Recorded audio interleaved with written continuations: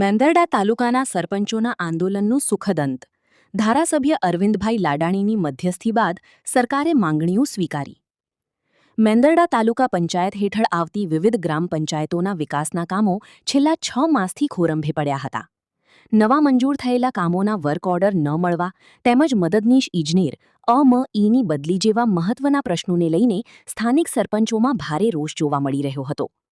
તંત્રની ઉદાસીનતા સામે આક્રોશ વ્યક્ત કરવા માટે મેંદરડા તાલુકાના સરપંચો ગત તારીખ 18/5/26 સોમવારના રોજ પ્રતીક ઉપવાસ આંદોલન પર ઉતરી ગયા હતા.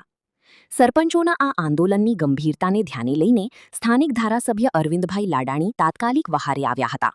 તેઓએ આ બાબતે જૂનાગઢના જિલ્લા વિકાસ અધિકારી ડીડીઓ અને પંચાયત મંત્રી સમક્ષ રૂબરૂ રજૂઆત કરી હતી. ધારાસભ્યએ તંત્રને સ્પષ્ટ જણાવ્યું હતું કે ગ્રામ્ય વિસ્તારના વિકાસ માટે સરપંચોની આ માંગણીઓ તદ્દન વ્યાજબી અને ન્યાયસંગત છે, જેથી તેનો વહેલી તકે નિકાલ આવવો જરૂરી છે. ધારાસભ્યની ધારદાર રજૂઆત અને સરપંચોના આક્રોશને પગલે સરકારશ્રીએ પણ આ બાબતે અત્યંત હકારાત્મક વલણ અપનાવ્યું હતું. સરકારે માત્ર મૌખિક હૈયાધારણા આપવાની બદલે સરપંચોની માંગણીઓનો તાત્કાલિક સ્વીકાર કર્યો હતો અને વિવાદના મુખ્ય કારણ એવા મદદનીશ ઇજનેરની બદલીનો ઓર્ડર પણ તાબડતોબ બહાર પાડી દીધો હતો. સરકાર દ્વારા પ્રશ્નોનો સકારાત્મક ઉકેલ લાવવામાં આવતા ઉપવાસ પર બેસેલા સરપંચોમાં ખુશીનો માહોલ છવાયો હતો.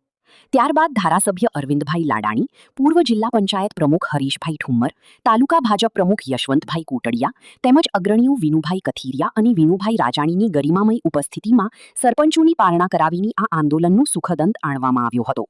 આ નિર્ણયથી હવે આગામી દિવસોમાં મેંદરડા તાલુકાના ગ્રામ્ય વિસ્તારોમાં વિકાસના કામો ફરી વેગ પકડશે. રિપોર્ટર જિગ્નેશ પટેલ, માણાવદર.